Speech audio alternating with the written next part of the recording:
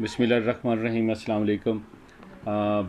मैं आज एक बहुत ही इम्पोर्टेंट टॉपिक जो कि बीएस लेवल के ऊपर पढ़ाया जाता है, इंग्लिश से रिलेटेड है, उसके बारे में कुछ इंस्ट्रक्शंस जो है वो दूंगा। तो इसके अलावा जो है वो मैं as an English instructor I also offer my services for spoken English, IELTS speaking skills, English grammar for IELTS and embassy interview preparations. तो हम अपने टॉपिक की तरफ चलते हैं जो कि बीएस लेवल के ऊपर तमाम जो स्टूडेंट्स हैं उनके लिए बहुत ही इम्पोर्टेंट टॉपिक है। और उसके ऊपर जो है आज हम डिस्कस करते हैं कि वो कौन सा टॉपिक है। That is expository writing. Expository writing जो है वो टॉपिक क्या है, जिस तरह से हम जानते हैं कि ऐसे जो है इट हैज़ डिफरेंट टाइप्स। ऐसे हैज़ 4 to 5 मेन टाइप्स और काइंड्स, लाइक डिस्क्रिप्टिव ऐसे, नैरेटिव ऐसे, आर्गुमेंटेटिव ऐसे, परसुएसिव ऐसे एंड डिस्कर्सिव ऐसे। इसी तरह से आज हम जानने की कोशिश करेंगे कि एक्सपोजिटरी राइटिंग जो है वो क्या है। नाम से जैसे ज़ाहिर है एक्सपोज करना, ठीक है, ऐसी राइटिंग जो कि किसी एक इंफॉर्मेशन को, किसी एक इशू को, एक किसी प्रॉब्लम को या किसी टॉपिक के बारे में जो है वो हमें इंफॉर्मेशन देती है। यानी that type of writing which gives us information, which exposes something, ठीक है, विच अनहाइड समथिंग, जो हमें कुछ इंफॉर्मेशन जो है वो देती है।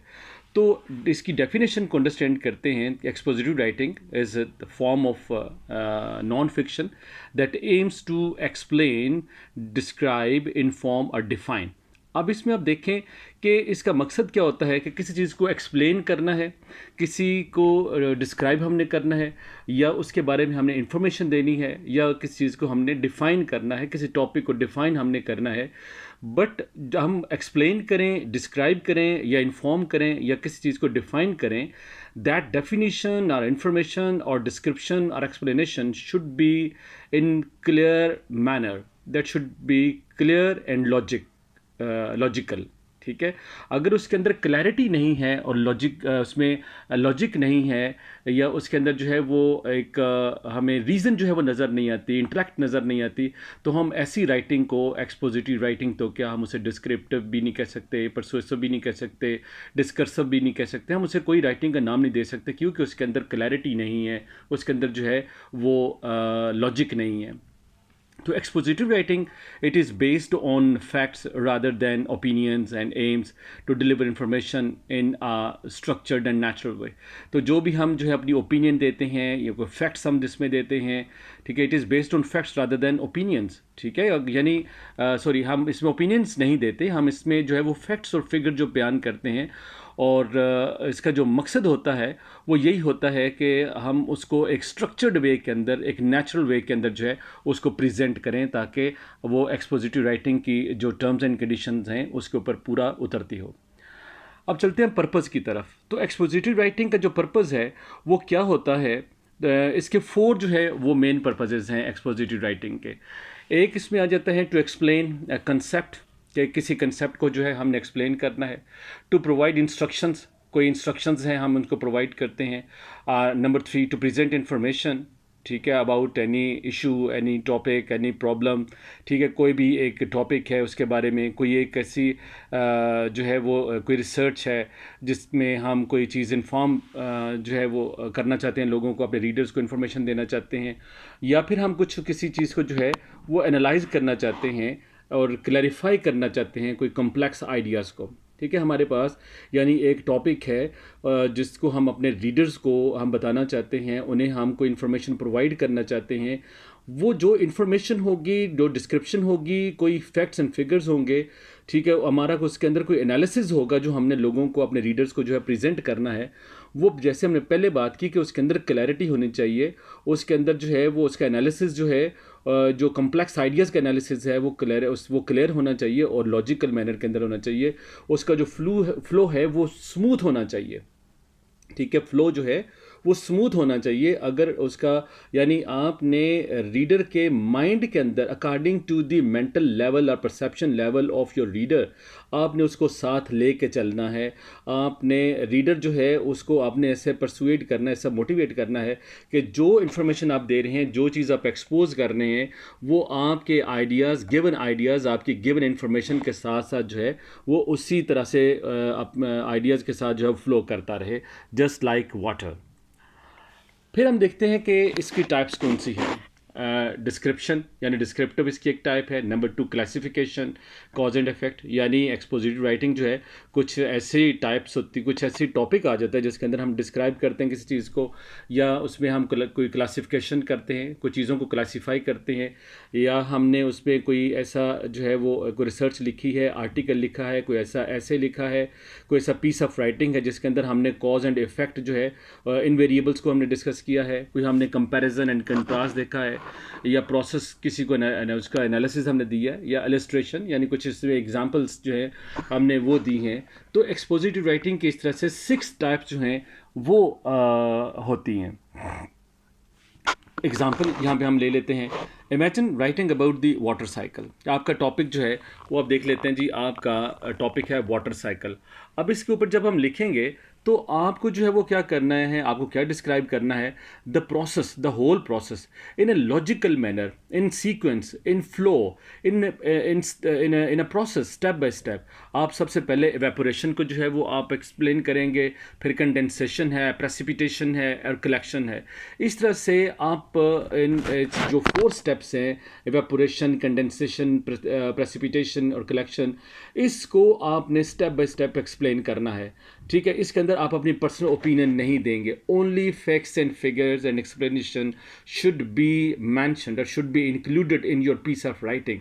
तो तब जाके आपने किसी चीज़ को एक्सपोज करना है। यानी कोई बंदा जो है या आपका रीडर जो है वो एवापोरेशन के बारे में नहीं जानता था, कंडेंसेशन के बारे में नहीं जानता था, प्रेसिपिटेशन का प्रोसेस, कलेक्शन का प्रोसेस नहीं जानता था, तो आपने उसको जो है वो चीज़ एक्सपोज की इन ए लॉजिकल मैनर, ठीक है, एक फ्लो के साथ, और उसके अंदर फैक्ट्स एंड फिगर्स थे। आपने एक अनबाइस्ड जो पीस ऑफ राइटिंग है वो पेश की, उसमें आपने कोई ओपिनियन अपनी जो है वो नहीं दी। तो तब जाके वो एक्सपोजिटरी राइटिंग को प्रोसेस को जो है वो रीडर वो उसको अंडरस्टैंड करेगा, और तब जाके आपकी जो पीस ऑफ राइटिंग है वो एक्सपोजिटरी होगी, अदरवाइज वो एक्सपोजिटरी राइटिंग नहीं होगी। इसी तरह से राइटिंग जो प्रोसेस है, ठीक है, writing is not just writing something or putting something in the shape of words on a piece of paper. It is a multi-task, it is a multi-step process. ठीक है, इसके अंदर जो है वो सिर्फ आपने कुछ लिख दिया पेपर के ऊपर, that is not writing. That helps और assist improve clarity and effectiveness. जो आपने लिखा है उसके अंदर रीज़न हो, उसके अंदर लॉजिक हो, वो चीज़ें जो हैं वो स्टेप बाय स्टेप हों। जो आपने लिखा है उसके अंदर एक लॉजिकल ऑर्डर होना चाहिए, एक सीक्वेंस होनी चाहिए, उसका एक process, step by step process होना चाहिए, उसकी एक इफेक्टिवनेस होना चाहिए। उसके अंदर जो आपने कम्युनिकेट चीज़ करना चाह रहे हैं, जिस टॉपिक, जिस इशू को आपने जो है वो उसके अंदर राइट आप कर रहे हैं, वो उसके अंदर इफेक्टिव कम्युनिकेशन होनी चाहिए। और आपने अपने रीडर का एनालिसिस करके तो आपने जो है ये सारी राइटिंग जो है वो करनी है। अगर आपने रीडर का एनालिसिस नहीं किया होगा तो फिर आप रीडर तक आपका जो मैसेज है जो जाना वो मुश्किल हो जाएगा, और इस तरह से आपकी जो है कम्युनिकेशन वो डिफेक्टिव हो जाएगी। अब स्टेप पहले इसको हम डिस्कस कर लेते हैं प्री राइटिंग का। प्री राइटिंग के अंदर क्या जाता है, यानी लिखने से पहले आप ब्रेनस्टॉर्म करते हैं, आपके माइंड के अंदर आइडियाज़ आते हैं। ठीक है, different types of ideas come in your mind.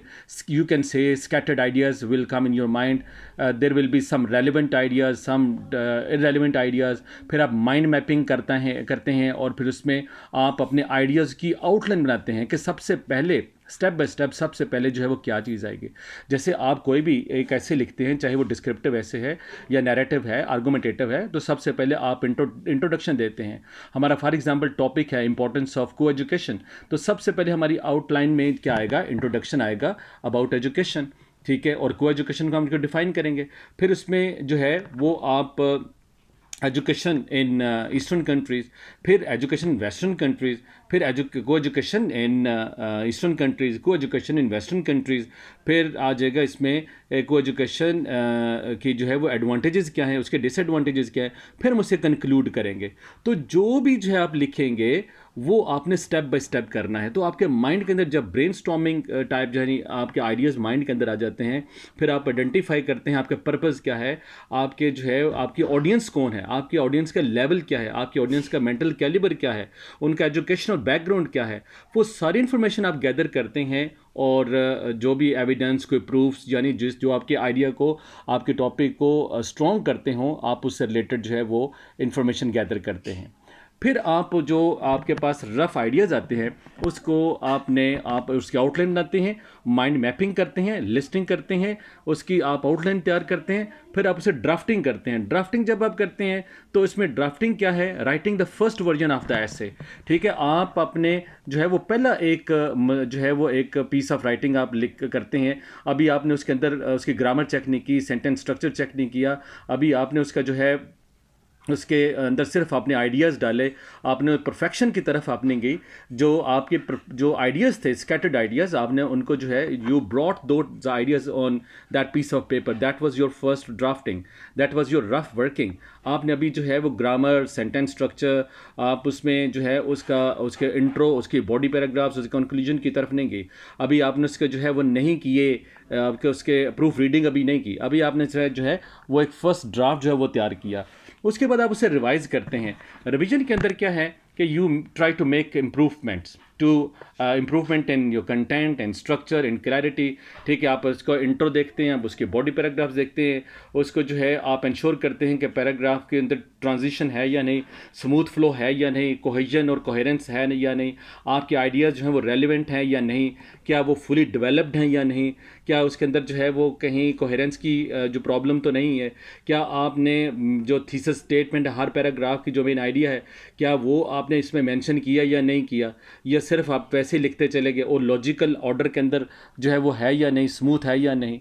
ठीक है, ये सारी चीज़ें करने के बाद आप फिर उसे जो है चेक करने के लिए जो मैंने चीज़ें जो है पहले एक्सप्लेन की हैं कि आप उसे एडिट करते हैं, तो आप उसको ग्रामर जो है वो चेक करते हैं या चेक करवाते हैं, आप उसे जो है करेक्शन ऑफ ग्रामर करते हैं, सेंटेंस स्ट्रक्चर को देखते हैं, आप वोकेबलरी को देखते हैं, यानी आपके माइंड के अंदर जो लेक्सिकॉन है, आपके माइंड के अंदर जो वोकेबलरी जो वर्ड बैंक है, ठीक है, आप उससे चेंज करना चाहते हैं। अगर वो डिफ़िकल्ट है, अगर उसके अंदर कोई आपने जो जैरगन्स यूज़ किए हैं या डिफ़िकल्ट वर्ड्स आपने यूज़ किए हैं, आप अपने ऑडियंस, अपने रीडर के मेंटल कैलिबर, उसके लेवल के मुताबिक, उसके एजुकेशन बैकग्राउंड के मुताबिक आपने उसके अंदर वोकैबुलरी डालनी है, और जो टॉपिक है उससे रिलेटेड आपने वोकैबुलरी डालनी है। तो फिर जाके आपका जो टॉपिक है, जो आपका जो मजमून होगा, जो आपकी राइटिंग होगी, ठीक है, वो जाके इफ़ेक्टिव होगी। ठीक है, तो इसमें आपने एडिटिंग में ग्रामर को, सेंटेंस स्ट्रक्चर को, वर्ड चॉइस या वोकैबुलरी को और पंक्चुएशन का जो है वो ध्यान रखना है। फिर एक्सपोजिटिव राइटिंग के अंदर प्रूफ रीडिंग आप करते हैं। प्रूफ रीडिंग क्या है? This is final check for spelling errors, if there is any kind of error, कोई मिस्टेक है, कोई उसको जो है वो आप कोई चीज़ डिलीट करनी है, कोई इंक्लूड करनी है, कोई एक्सक्लूड करनी है। For example, for an essay on renewable energy you might pre write by listing solar, wind and hydro energy. ठीक है, जब अगर आप लिखते हैं रिन्यूएबल एनर्जी के बारे में, तो फिर आप उससे जो है वो लिस्टिंग क्या करते हैं कि आप पहले आप सोलर को डिफाइन करते हैं, विंड क्या होती है, हाइड्रो एनर्जी क्या है, और फिर उसमें आप ड्राफ्ट करते हैं, आप उसका इंट्रो का पैराग्राफ लिखते हैं, उसको बॉडी पैराग्राफ्स लिखते हैं, कंक्लूजन लिखते हैं, जितनी रिक्वायरमेंट होती है, जितने वर्ड्स की, आप उन पैराग्राफ्स को उतनी लेंथ देने की कोशिश करते हैं, आप उसे रिवाइज करते हैं। ठीक है, ताकि आपका टॉपिक, सेंटेंस और जो एडिंग डाटा है, ठीक है, आप उसको इम्प्रूव करने की कोशिश करते हैं, थीसिस स्टेटमेंट को इम्प्रूव करने की कोशिश करते हैं, आप उसे एडिट करते हैं, कौन सी चीज़ एलिमिनेट करनी है, ठीक है, और edit to eliminate passive voice, यानी आप उसको पैसिव वॉइस के अंदर करने की कोशिश करते हैं। प्रूफ रीड आप उसे करते हैं कि अगर उसके अंदर जो है वो कोई फॉर्मेटिंग के अंदर प्रॉब्लम है, ठीक है, proof read for typos and consistent citation format, कि आपने उससे डेफिनेटली कोई साइटेशन देनी है, रेफरेंसेस देने हैं, तो जो उसके फॉर्मेट की जो है वो डिमांड है, आप उसको पूरी करने की कोशिश करते हैं। अगर आपकी फॉर्मेटिंग भी गलत है तो फिर भी आपकी एक्सपोजिटिव राइटिंग जो है वो डिफेक्टिव हो जाएगी। फिर हम देखते हैं ऐसे organisation. Effective expository writing follows clear logical structure that guides the reader through the content. Reader को गाइड करती चली जाती है, आपका जो कंटेंट है, जो आपका मटेरियल है, जिसके ऊपर आपने बात की है, जी आपने किस तरह उसको वेल ऑर्गेनाइज किया है, किस तरह उसे आपने लॉजिकल मैनर के अंदर आप लेके आए हैं, ठीक है। अब उसके लिए स्ट्रक्चर क्या होगा? स्ट्रक्चर सबसे पहले इंट्रोडक्शन। इंट्रोडक्शन यू कैन से it is hook. Hook means which attracts the attention of your reader, के रीडर के अटेंशन को जो ग्रैब कर ले। आप हमेशा जो है वो आप स्टार्ट करते हैं हुक के साथ। हुक यानी कोई क्वेश्चन पूछते हैं, कोई फैक्ट एंड फिगर देते हैं, कोई कोटेशन देते हैं, कोई स्टेटमेंट देते हैं, फिर आप उसका जो है वो बैकग्राउंड इन्फॉर्मेशन आप प्रोवाइड करते हैं, और उसकी जो कंक्लूजन या एंडिंग है वो स्ट्रॉन्ग थीसिस स्टेटमेंट के साथ करते हैं, और that outlines the main idea, जो कि आपकी आइडिया के साथ जो है, जो आउटलाइन के साथ जो है आपने जो आउटलाइन बनाई है उसका, या जो आपका मेन आइडिया है, जो इशू है, जो टॉपिक है, उसके साथ जो है वो रिलेट करती है। फिर ये इंट्रो जो मैंने पहले अभी बयान किया, ये आपके इंट्रोडक्शन का पैराग्राफ होगा। और नेक्स्ट अभी जो है ये है बॉडी पैराग्राफ। बॉडी पैराग्राफ जो है वो 2-3 पैराग्राफ्स होने चाहिए, ठीक है, और उनकी लेंथ थोड़ी बड़ी होनी चाहिए। आपके गिवन जो है वो लेंथ ऑफ वर्ड्स के मुताबिक कितने आपने वर्ड्स पे जो है वो बॉडी पैराग्राफ्स लिखने हैं। तो बॉडी पैराग्राफ्स के अंदर each paragraph presents a single main point, ठीक है। मैंने जैसे पहले बयान किया कि अगर हम लिखते हैं को एजुकेशन के बारे में, तो मेरा पहला पैराग्राफ इंट्रोडक्शन जो है वो को एजुकेशन को डिफाइन कर रहा होगा। दूसरा पैराग्राफ अगर मैंने लिखा है एडवांटेजेस ऑफ को एजुकेशन, तो उसका जो न्यूक्लियस, उसका जो मेन आइडिया, मेन थीम या थीसिस स्टेटमेंट है, वो उस सिर्फ एक पैराग्राफ का जो है डिसएडवांटेजेस के ऊपर होगा। अगले पैराग्राफ के अंदर डिसएडवांटेजेस नहीं, बल्कि अगले पैराग्राफ में एडवांटेजेस के ऊपर मैंने बात की है, तो पढ़ने वाले जो रीडर है उसको पता चले कि इसके अंदर डिसएडवांटेजेस की बात हुई है। तो बिगन जो है आपको body paragraph always begin with topic sentence. Topic sentence का मतलब थीसिस स्टेटमेंट, यानी एक हुक के साथ, एक अच्छे सेंटेंस के साथ, मेन सेंटेंस के साथ आप उसे स्टार्ट करें, और फिर आप उसी पैराग्राफ के अंदर जो है वो आप अपने थीसिस स्टेटमेंट को, अपने टॉपिक को एविडेंसेस डालें, एग्जाम्पल्स डालें, एक्सप्लेनेशंस डालें, उसके अंदर प्रूफ्स डालें, अपने टॉपिक को, अपने बात को जो है वो सॉलिड और रीजनिंग बनाने के लिए। और उसके अंदर जो है वो यूज ट्रांजिशंस बिटवीन पैराग्राफ्स, कि आपका जो फर्स्ट इंट्रो का पैराग्राफ है, जब उससे रीडर पढ़ता है, सेकंड पैराग्राफ पे जाता है, तो वो देखता है कि ये पहले पैराग्राफ से रिलेटेड इन्फॉर्मेशन आगे दी जा रही है, थर्ड पैराग्राफ भी रिलेट करता है सेकंड से, फोर्थ पैराग्राफ भी थर्ड से रिलेट करता है। तो एक तस्बीह के दानों की तरह, यानी जस्ट लाइक रोजरी, ठीक है, ये आप देखते हैं कि उसके अंदर पैराग्राफ्स के अंदर ट्रांजिशन हो रही है। Conclusion restates the thesis in different words. आप रीफ्रेज करते हैं अपने जो है वर्ड्स को, जो आपका टॉपिक होता है, की पॉइंट्स को समराइज़ करते हैं। अगर वो डिसएडवांटेजेस के बारे में है, अगर वो एडवांटेजेस के बारे में है, ठीक है, यूजर्स के बारे में है, मिस यूजर्स के बारे में, जो भी टॉपिक है आप उसको रीफ्रेज करके उसका जो फाइनल थॉट है, ठीक है, वो, या फिर कॉल टू एक्शन के लिए, यानी जो आप रीडर से करवाना चाहते हैं, जो रीडर को, जिसको आप उससे जिस एक्शन पे मोटिवेट करना चाहते हैं, आप उसको जो है वो उस तरफ मोटिवेट कर देते हैं। और आप उस कंक्लूजन के अंदर, शॉर्ट पैराग्राफ के अंदर जो है उसको जो है वो एक्शन की तरफ मोटिवेट करते हैं।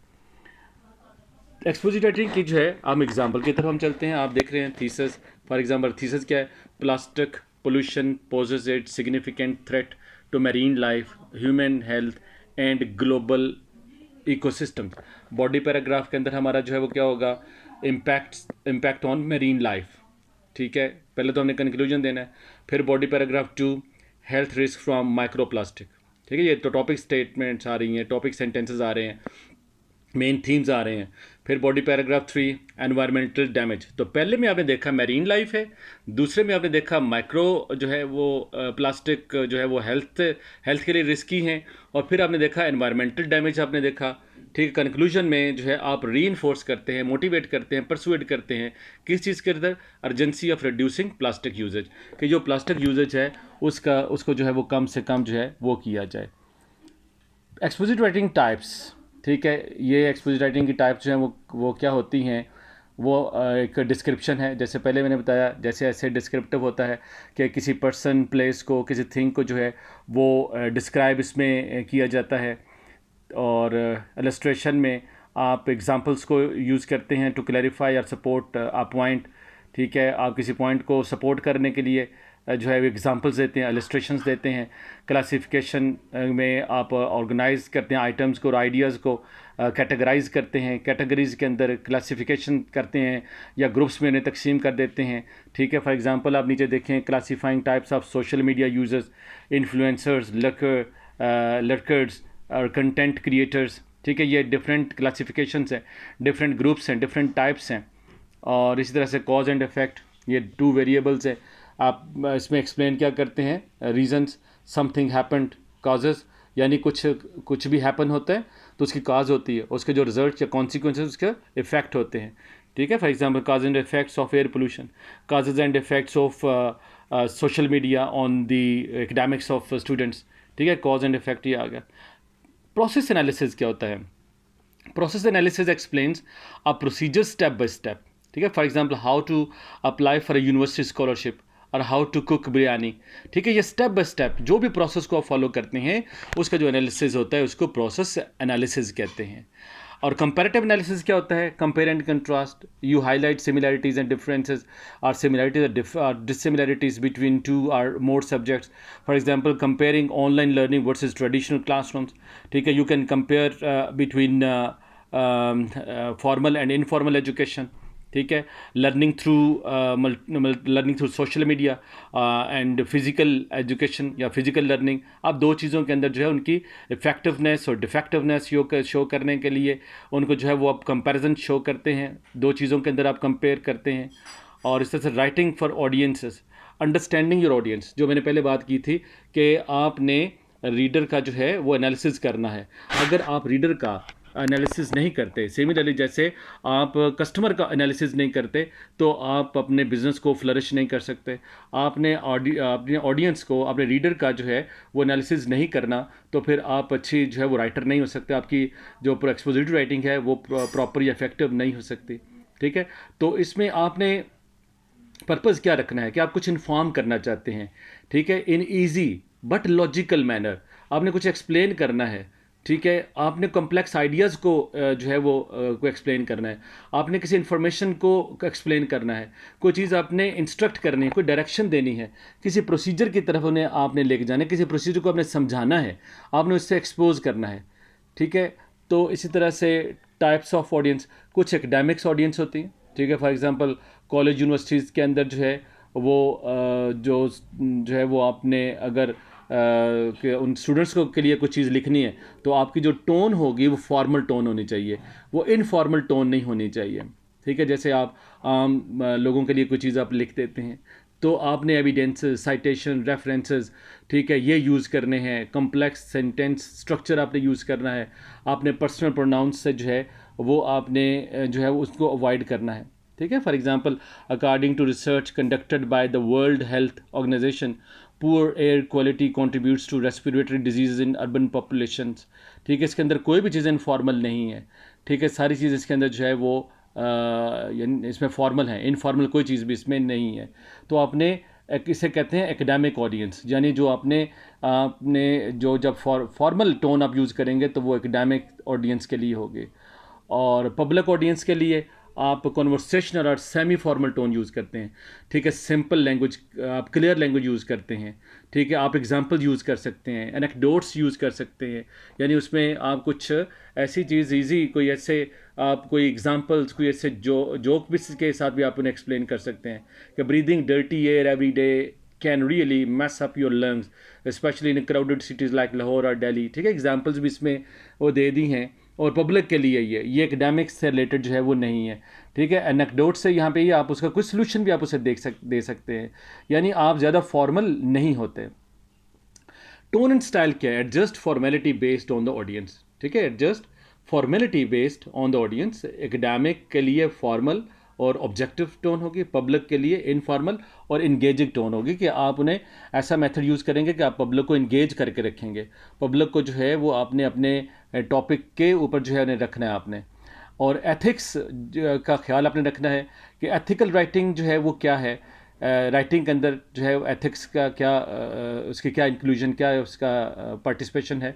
Ethical writing builds trust and academic integrity, ठीक है। उसके अंदर आपकी स्मूथनेस आएगी, लॉजिक आएगी, रीजनिंग आएगी, आपने उसके अंदर एथिक्स का ख्याल रखना है, आपने उसके अंदर फॉर्मेलिटी का ध्यान रखना है, ठीक है। तो ये आपको आपकी राइटिंग में एकेडमिक टच देगी। इसके अंदर जो इंटीग्रेशन बन रही है एकेडमिक इंटीग्रेशन बनेगी, इनफॉर्मल चीज़ नहीं होगी, लोग इसको जो है वो सीरियस उसको लेंगे और आपकी जो थ्रू राइटिंग एक्सपोजिटरी राइटिंग आपने जो कम्युनिकेशन की है वो उनको जो है वो अच्छे तरीके से चीज़ें कम्युनिकेट हो जाएंगी। ओरिजिनलिटी होनी चाहिए, यूज़ योर ओन वर्ड्स, ठीक है, प्लेजरिज्म ना हो, कॉपी पेस्ट ना हो। आपकी जो वॉइस से हम रात के कि जो आप लिख रहे हैं पेपर के ऊपर, जो आपका कंटेंट है, जो सब्जेक्ट मैटर है, जो मटेरियल है, वो ओरिजिनल होना चाहिए।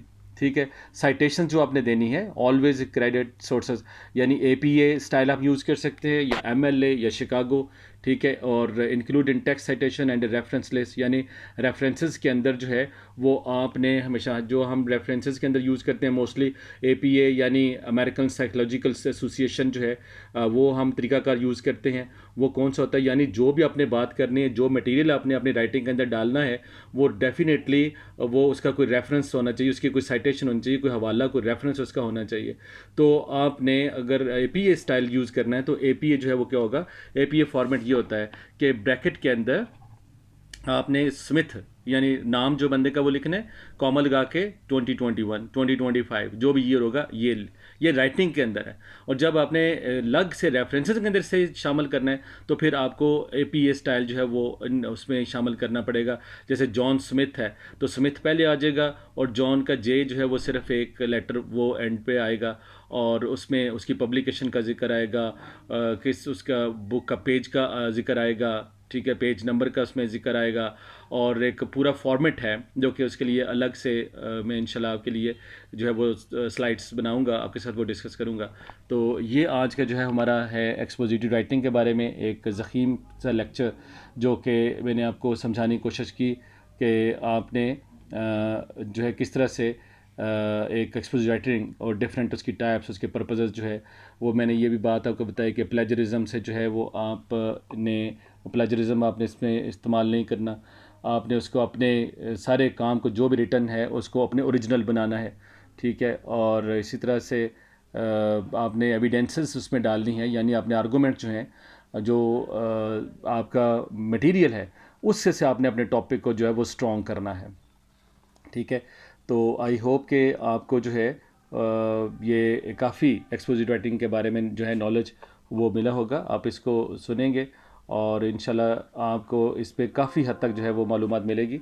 और अगर इसके अलावा भी कोई क्वेश्चन इस पे हो तो आप कमेंट सेक्शन में ज़रूर कमेंट करें, लाइक करें और इसको शेयर करें दूसरों के साथ, ताकि जो स्टूडेंट्स हैं वो इस टॉपिक से फ़ायदा उठा सकें। Thank you so much.